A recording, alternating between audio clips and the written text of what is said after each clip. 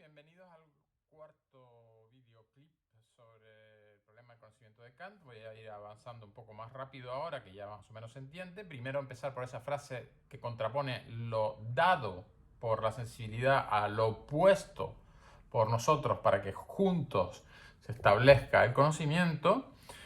La frase pues es la siguiente: pues el sujeto pone ciertas estructuras universales a priori, denominadas también trascendentales o condiciones necesarias para el conocimiento, que organizan lo dado, que aparece en cursiva, tanto pone como dado. Lo dado por la realidad exterior. La realidad exterior, que nosotros no vemos porque está fuera de la cámara, nos lanza, digamos, informaciones, nos lanza datos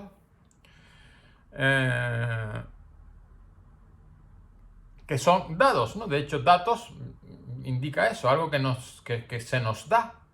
Se nos dan datos de los sentidos y esos datos de los sentidos son reorganizados por elementos a priori trascendentales que tiene nuestra mente. Es decir, que no se imprimen, digamos, sobre una página en blanco, sobre un white paper, como decía David Hume. Repito pues la frase: pues el sujeto pone ciertas estructuras universales a priori que organizan lo dado por la realidad exterior, superando así el escepticismo de Hume, al que Kant, sin embargo, admiraba por haberle despertado de su sueño dogmático racionalista, puesto que Kant al principio más bien era seguidor de Wolff, y de hecho en la universidad él explicaba la metafísica wolffiana, ¿no? Digamos, la metafísica racionalista. Si Kant es en su juventud racionalista, y progresivamente va a entrar en eso que se denomina el periodo crítico de la filosofía de Kant. Así que hay un periodo muy largo, que es el periodo precrítico, y de repente empieza, ya cuando es bastante mayor, Kant, con unos 50 años, es cuando empieza a escribir la crítica de la razón pura durante muchísimo tiempo, que deja de hacer cualquier otra cosa para poder concentrarse en ese tema, ¿no? Bien, ahí ese trabajo de Kant en la crítica de la razón pura, que le llevó tanto tiempo, es lo que viene ahora a continuación en los apuntes, ¿no? Dice, es lo que Kant denomina la revolución copernicana en la teoría del conocimiento. Es decir, que Kant va a comparar lo que él hace en la epistemología, en la teoría del conocimiento, con lo que ha ocurrido en la ciencia natural, especialmente del cosmos y de los astros, ¿no? En la ciencia natural del cosmos y de los astros se ha sacado la Tierra, que estaba estática, es decir, pasiva en el centro de un universo en el que los astros giraban a su alrededor, y va a colocar entonces la Tierra como un elemento activo que se mueve alrededor del Sol, que es el que se encuentra en el centro. Pues lo mismo sucede en el conocimiento con Kant. El sujeto, es decir, nosotros como mentes conocedoras o cognoscentes, el humano como mentes cognoscentes, no permanece pasivo, sino que se mueve, de tal manera que ese movimiento espontáneo del sujeto es lo que se mueve, quiere decir, se mueve nuestra capacidad de organización mental. Se está moviendo todo el rato a medida que van llegando datos a posteriori, se van moviendo y los van colocando en distintos engranajes, en distintas relaciones, es decir, van a establecer relaciones entre esos datos que nos vienen de la experiencia.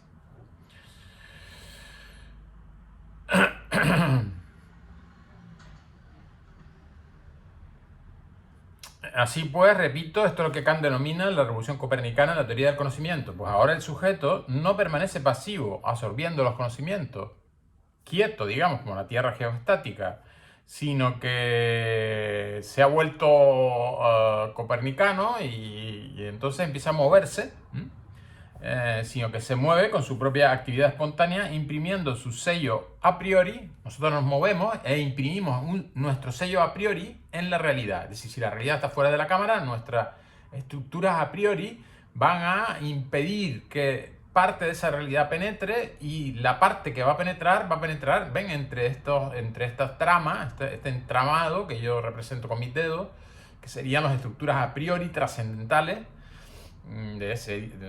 eso que Kant va a denominar por eso idealismo trascendental. Pues esos elementos del idealismo trascendental van a filtrar lo que viene de la realidad exterior, de manera que nosotros nunca vamos a conocer esa realidad exterior. Lo que vamos a conocer es cómo esa realidad exterior es recibida por la mente de los humanos, es decir, por sus elementos a priori trascendentales. Por lo tanto, lo que nosotros vamos a ver, las cosas que vemos aquí, por ejemplo, ese póster de la película Paris, Texas, o esa estantería con libros, eso que nosotros vemos aquí, o una persona hablando, que es mi caso, o las gafas que me quito y me pongo, pues todo eso son objetos, pero esos objetos son objetos para el sujeto humano. Es decir, que puede ser que otro tipo de sujeto distinto, con otros elementos a priori, permitiría que la realidad se nos mostrara de otra forma. Supongamos, bueno, para esto podemos pensar en Matrix, como había algunos que eran capaces de ver a través solamente de la sucesión numérica, pues imágenes, y otros no, otros tenían que ver las imágenes, no eran capaces de decir, o si lo quieren ver de otra forma, evidentemente nosotros no vemos aquí los elementos microscópicos que componen cada uno de los objetos, el póster, los libros, la televisión, la tetera. No son elementos, digamos, de la realidad en sí, son objetos para el sujeto humano, de tal manera que la realidad a nosotros se nos presenta, aunque eso esté, tanto la tetera como la puerta esta de atrás, como el sillón, son elementos que todos sabemos ya. En la época de Kant todavía no estaba muy claro, pero ahora ya está completamente claro que están compuestos de partículas y que su mayor cantidad de volumen es un vacío. Sin embargo, nosotros no vemos esas partículas y ese vacío, y cómo se mueven esas partículas y ese vacío. Esas partículas en el vacío, quiero decir. Nosotros eso no lo vemos. Y sin embargo, nosotros, bueno, digamos los científicos de física, los físicos, sobre todo los físicos de partículas, pues conocen perfectamente que la realidad tal como la vemos no es la realidad en sí misma, es la realidad que se somete a nuestras estructuras.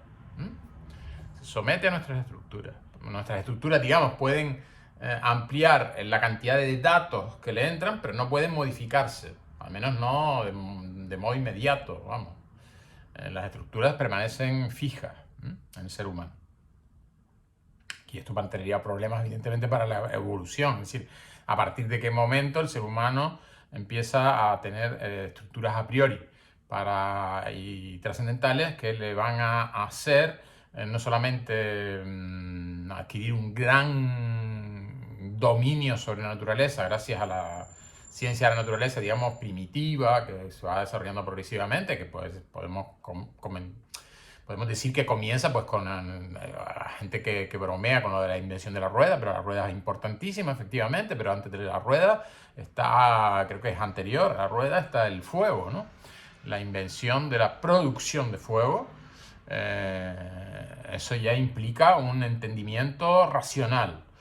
Es decir, que podríamos discutir de qué manera eso fue surgiendo en la teoría de la evolución, en aquellos prehumanos como el Australopiteco, saben que Lucy es el representante del Australopiteco, o los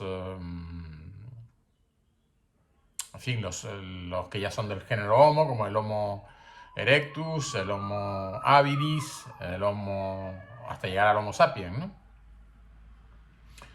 Podríamos decir que las estructuras a priori tal vez se han ido perfeccionando, y digamos, pero curiosamente ya en la época de los neandertales, es decir, digamos todo el género Homo, neandertal y sapiens, pero ya en los neandertales aparece una gran obsesión con la muerte.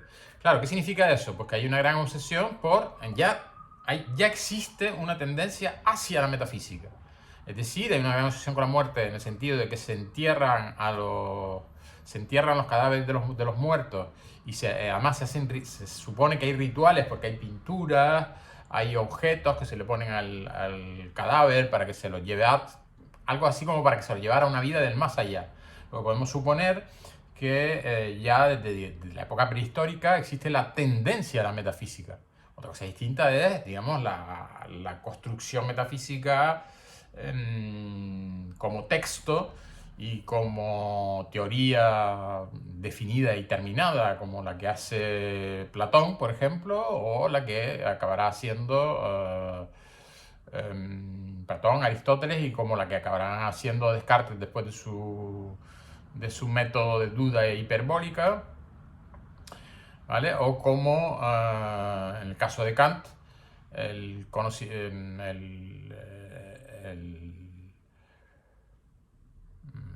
bueno, vamos a terminar aquí porque veo que ya me estoy pasando de tiempo.